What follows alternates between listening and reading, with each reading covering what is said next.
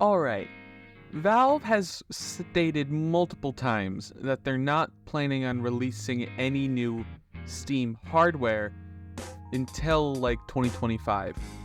And I think we've all misinterpreted their outright refusal on new Steam hardware as just assuming that we won't get any new revisions of the Steam Deck, which aren't mutually exclusive. New Steam hardware can mean both revisions and, new, like Steam Deck 2. But if you actually look back at all of those quotes that were going around stating like Steam Deck wasn't going to be updated until 2025 or 2024 or something like that, they all state new like performance tiers, and they keep saying, we believe the Steam Deck has a more than adequate level of performance for the foreseeable future. And with the recent announcement of the Steam Deck OLED, I think we've all been proven considerably wrong, because we've all held the belief that, basically conflating the two ideas of no new, hardware in general included no revisions, but they clearly have been cooking this up for a while, and they just all basically gaslit us into thinking that it wasn't going to happen. And it was successful. I haven't heard a single leak, rumor, any conspiracy theories related to a new Steam Deck at all in these many years now. I think 2 years, year and a half, something like that, of the Steam Deck being out. We've never heard anything about another Steam Deck. We just keep hearing that they won't be making anything, higher level performance until 2024, 2025. And this is a big deal, because this new Steam Deck, the Steam Deck OLED, has a ton of new features in it that simply aren't in the current Steam Deck, and could be very annoying for those who just bought a Steam Deck like me. So let's take a quick look at the new Steam Deck lineup, if you were to say. And the new Steam Deck lineup is for $399. The new 256 gigabyte is like that. That's the new tier. They basically shifted the entire product stack down one. So the new base model Steam Deck is the old 256 gig model with the original LCD screen and the same, 7-inch screen, same resolution, same power adapter, same everything. Even the same Wi-Fi chip. But the two newer models with the OLED screen for $550, which is $20 or $30, something like that, more expensive than the old mid-tier model, but you get a lot more than what you used to get. Not only do you get double the storage, you also get a 4-inch larger screen with amazing HDR. It's 90 hertz. You get a larger battery with increased battery performance, anywhere from 3 to 12 hours depending on the content.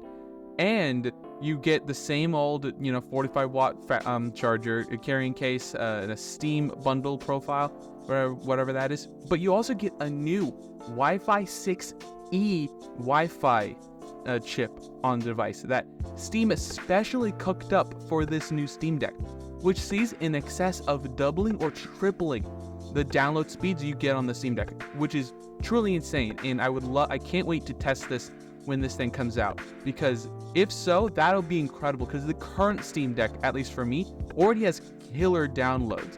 I get in excess of like 150 to 200 megabits a second. Megabytes? I don't remember what the difference is, but I think it's megabytes per second. So that's already insane to me. But seeing the Steam Deck as it is, already so amazing, it's hard to believe that it could get so much better. But from testing out of LTT, they've seen, and during the review, they showed off just massive leaps in terms of their what they're getting in their testing for download speeds on the new Steam Deck with their new custom Wi-Fi module. Unfortunately, it is soldered down just like the original Steam Deck, so it's not like you can transfer this new Wi-Fi chip onto your old Steam Deck, which would have been nice, but I'm not going to be complaining that much, because I'm more than happy with the current Steam Deck's Wi-Fi speed. But one of the major things with this new Steam Deck. It has a 6nm APU, a whole nanometer smaller than the old model. And you might be asking, Jacob, what the fuck is that? Well, I'll tell you. That's the size of the silicon itself. So the actual chip, the thing that plays the games, is physically smaller. It being smaller is a good thing. It means, easier to thermally manage, sometimes increased performance, or increased efficiency, cheaper to make.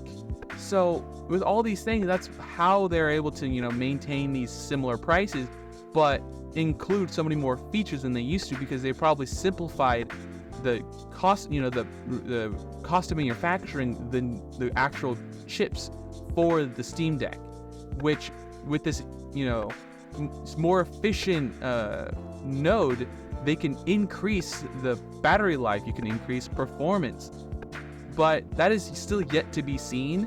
I haven't seen any reports of this specific chip being more performant than the Steam Deck, and reports from Valve themselves say it is never worse. At best, it's exactly the same. So a little strange of phrasing. So I'm going to refer back to LTT's video because I trust their numbers. They showed that it basically is the same, sometimes a little bit better, but specifically in Cyberpunk, it had weird, 1% lows. So that's something to consider, but I highly doubt that this will be a major problem. Steam has been fantastic. Valve has been fantastic with, these rapid fire updates to fix any small problems in performance optimizations. So hopefully that it gets, if that is in fact a problem and it's just not, they got a bad chip, that hopefully that gets fixed fairly soon. And considering they still have a week to deliver this thing, I'm sure that kind of a problem should be ironed out before the official launch. And then there's a new max tier, that etched glass model, the $650 1TB model of the Steam Deck, which is neat. It has all the same features as the mid-tier model, but it just has, double the storage, an exclusive keyboard theme, and exclusive startup movie. So whatever, if that means anything to you, go ahead. The model for me, I would try to narrow, get would be the mid-tier. It offers the most bang for your buck. You get double the storage compared to the old mid-tier. You get the OLED screen, all of the new features, but it's $100 cheaper than the 1TB model, and you can still upgrade the storage separately. So you could, sell off that 512GB module, put that towards getting 1TB, and then pop that in, reinstall SteamOS, and then bada bing, you got the same fucking thing minus a few exclusive gabagoo that you don't necessarily need. So the new Steam Deck is truly amazing, and it doesn't necessarily change its position in terms of how if you're the greater scheme of all these other gaming PC handhelds, but it definitely does make it a little bit more easier of a pill to swallow if you do go down the Steam Deck route. So you can feel a little less jealous about all those people with RG Allies and Lenovo Legion Go's with arguably more performance, but they might not have as nice a screen. And specifically with the screen, it has a massive improvement to overall quality. While it's not a higher resolution, it is OLED now, so it includes many of its own improvements on its own, but it's also a custom sort of OLED screen. It's 90 Hz, which is a nice improvement over the previous screen 60 Hz. It has fantastic HDR, and I can't wait to see this in person, because just from the videos and the commercials I've seen of it, it's going to look amazing, and my hopes are high. And according to, once again, LTT, they narrowed it down to it's possible that the OLED screens specifically that Valve is using for the Steam Deck are the same ones, at least from the same manufacturer, as the ones from Nintendo that use the same screens in the OLED Nintendo Switch.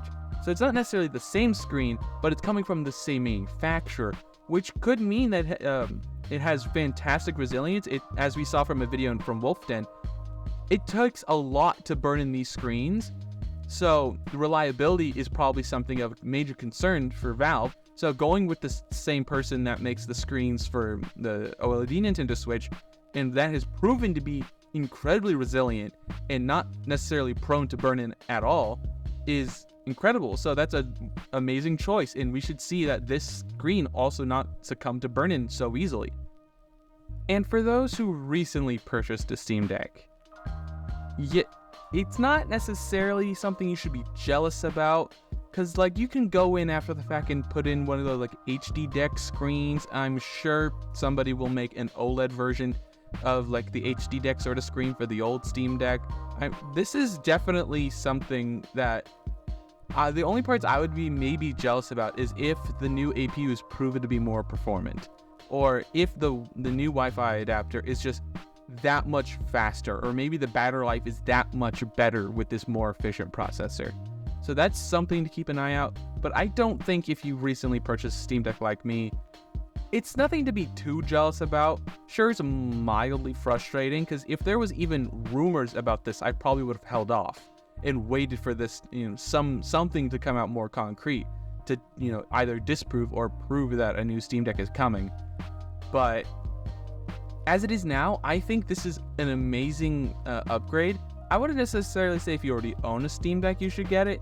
But if you were waiting to get a Steam Deck, now is the time to get your pre-order in and pick up that new Steam Deck when it comes out on November 16th. So, what are your thoughts about the new Steam Deck? Are you going to pick one up? Were you waiting for something like this to come out? I'd love to hear your thoughts down below. Don't forget to become a member. We recently got memberships, and I can't wait to make some member exclusive content. So don't forget to like, comment, and subscribe, and all that other social media garbage down below. And have a wonderful day. Deuces.